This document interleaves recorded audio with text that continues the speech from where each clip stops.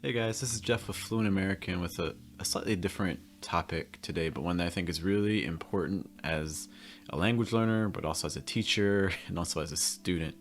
And we're talking about mental health and English. Now, I think a lot of times when you look up the mental or the cognitive advantages of learning languages, you see so much information about, oh, like it helps you learn other things. It's great to be bilingual. It can help you to prevent getting Alzheimer's and things like that, which is, these are all benefits that have been studied. But if you also look up kind of mental health in English or mental health in learning languages, you don't see a lot of the negative sides that come with language learning. So I just wanted to spend some time talking about those aspects as well.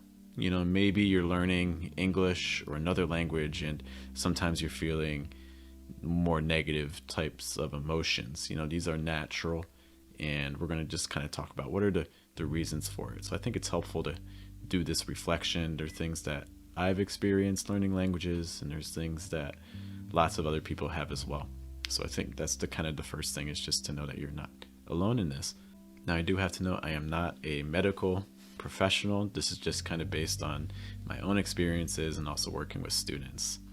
And I don't really have a lot of answers in this video. It's kind of more just an exploration of how you may be feeling at different stages in the process. Feelings of disappointment or discouragement or frustration are all natural parts of the process, but I think it can be helpful to identify what it is that's making you feel discouraged or unmotivated. And the first reason may be that you're just putting too much pressure on yourself, whether it's for work reasons or for school, academic types of reasons. There's lots of motivations for why people learn languages. And what the research tends to suggest is that if you are motivated to learn English or another language because of an external reason, so for instance, money, job, a test, in general, if that's your only motivation for learning, you're not going to do as well learning a language than someone who actively enjoys it. So if you're like a language learner and you enjoy the process of learning new words and studying grammar and talking in a different language, like you enjoy all those aspects, in general, you'll have a higher chance of succeeding or going farther with the language. So then the suggestion would be to try to find ways to interact with the language in a way that you enjoy.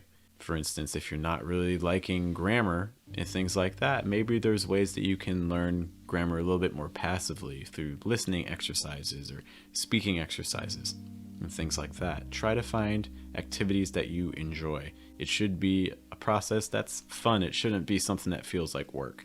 I think another reason why there can be negative associations with language learning is unfair comparisons to others. I understand we're people.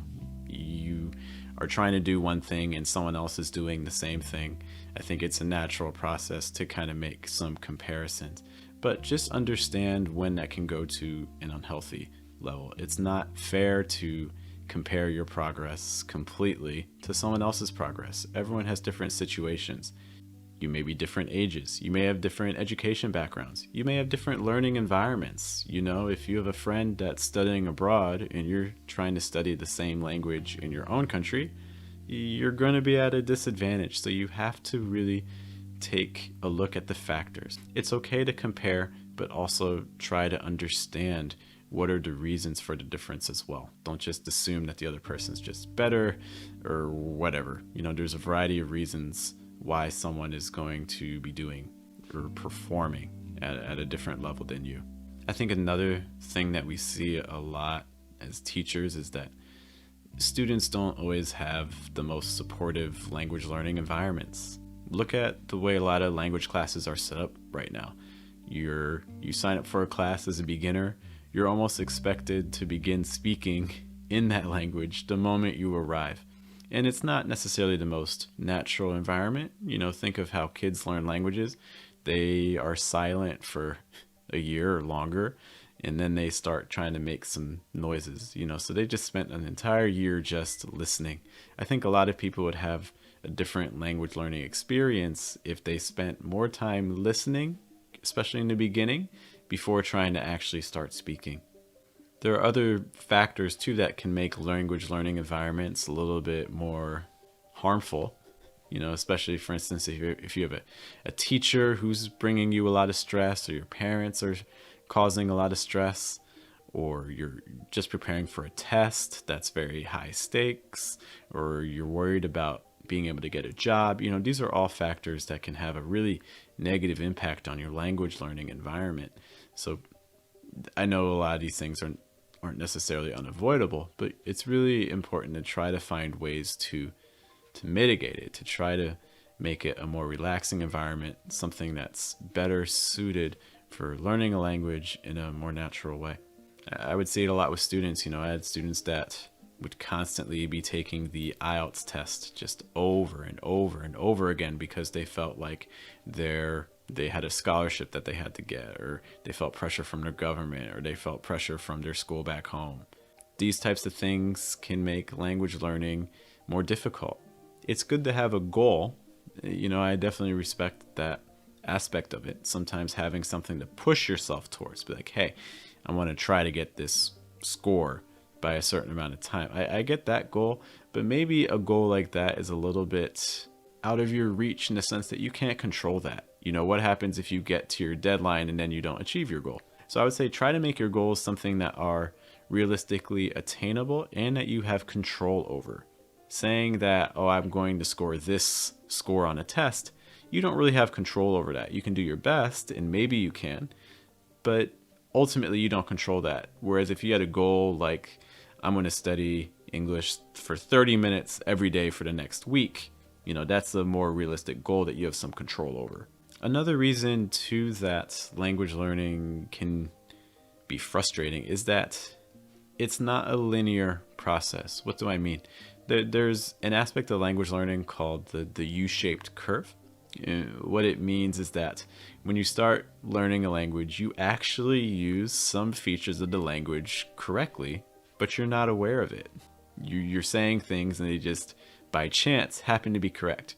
But then you start studying the language more, and then you start introducing new mistakes into your speaking or your writing. So it actually can be like your language, in a way, gets worse. But then as you learn more, you start to climb back up and you start to use the features correctly again. Another aspect of it too is that you can't think of language learning like a staircase. It's not like, oh, if I study every day for 7 days, every day I'll get better. It doesn't work like that. The brain doesn't work like that. So it could actually happen that you study for 3 days and on the 4th day, you actually get a little bit worse at the language. But then over time, you'll pick back up and you'll get better. So it's a constant process of doing better one day, doing a little bit worse the next day, and kind of the cycle just keeps repeating. So that's a natural part of the process. If you feel like one day your language is actually worse than it was previously, that could actually be the case. But keep studying, keep going, and eventually you'll have a better day. Another reason that people get discouraged too is that I think the media promotes so many ideas. So for instance, like kids are the best language learners. If you're trying to learn a language, you really need to do it before you're a teenager or before you start college, things like that. And yeah, I mean, there are some advantages that kids have, but there are also lots of disadvantages that kids have in language learning too. For instance, in terms of understanding grammar concepts in a language, kids generally do not perform better than adults. Adults tend to be better at understanding how grammar works. Adults also have better vocabulary learning strategies than kids do. Although you may see kids that it seems like they can soak up vocabulary like a sponge, they don't actually know techniques very well to study new words and acquire them and really master them. Adults actually tend to do a little bit better in terms of their study techniques. Also, over time, adults can have an advantage. So for instance, if you have a kid who maybe for the first 5 years of his life, he studies a language, but then he doesn't use it again, there's a good chance that he could forget almost everything. Now, he could relearn it at a faster rate. That's certainly possible. But if you take an adult that's learned language for 5 years and then they take a break for a year or 2 years, they're actually going to be able to retain a little bit more of the language in general, especially in terms of like things like grammar. It's just a little bit more hardwired into the adult brain. That's what some studies have shown. So again, there are some advantages that adults have over kids.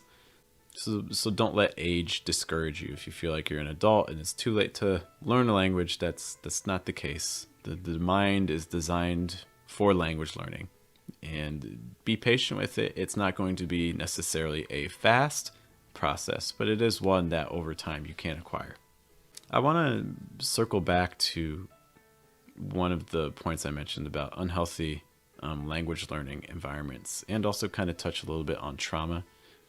One thing I've seen with some of my students is that they come to me with a background of learning English, but it's not necessarily a background that they enjoy. Again, maybe because in school they felt pressure to do well on tests, or they had teachers that weren't very qualified, or maybe teachers that did practices that they didn't really like. And so by the time they reach me, they've already had lots and lots and lots of experiences with English that were really negative, and that can have an impact on their current learning.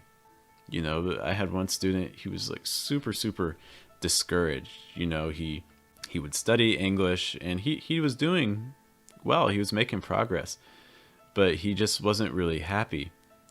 And he started studying another language. He had started studying Spanish, and he comes to me, he's like, you know, Spanish is just so much fun. I really enjoy like working with the verbs and learning the vocabulary. But then when I go back to English, like I just lose all my motivation. And if this sounds like you, like you've had experiences learning English that in the past were really not great, you know, I think understand that really can have an impact on your current language learning. There's a subconscious mindset. You've had prior experiences that impact your thinking and how you view the language, whether you're aware of it or not.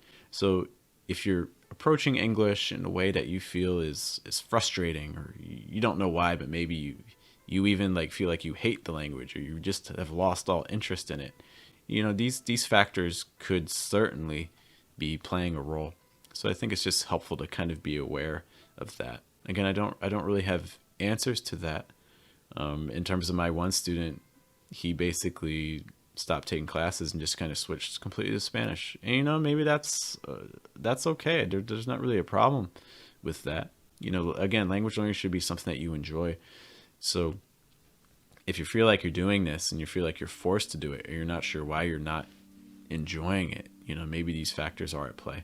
It may be things like taking a break, or other things, for instance, like talking to a professional about it to maybe unpack, to maybe get a better understanding of the way you think, can also be helpful too.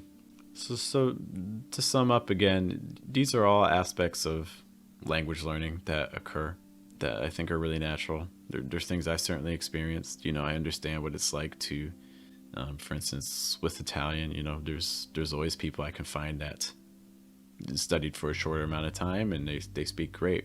Or for instance, I have friends that were able to stay in Italy longer than I was when I was studying abroad. And, you know, you kind of have feelings. You're like, man, what would my language be like if I could have stayed just a little bit longer, or things like that. And I think those are natural feelings to have. And I think sometimes it's good to talk about them. Sometimes you get a better understanding of how you feel by having those types of discussions.